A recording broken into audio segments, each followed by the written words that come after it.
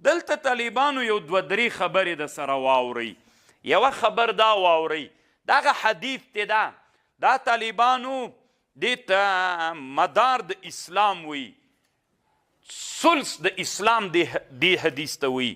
په اسلام کې 4 یا 3 داسې احادیث دي چې هغې ته دارومدار د اسلام وی.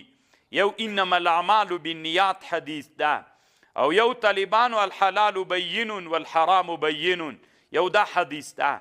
یو من حسن اسلام المرء ترک ما لا یعنی، دا دریم حدیث ده.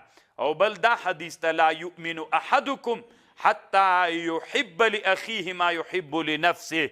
دا 4 حدیثونه دا دارومدار د اسلام ده. نو چې دارومدار د اسلام سو، نو یو له هغه حتی علامه بدرالدین العینی علامه ابن العربي نه نقل کوي، هغه وایي چې دې حدیث نه ټول احکام راویستل طالبانو له دې حدیث نه کېدلی شي. دومره جامع حدیث ده، څومره احکام چې اسلام کې موجود دي له دې حدیث نه استخراج کېدلی شي، له دې حدیث نه راویستل کېدلی شي. نو طالبانو دا یو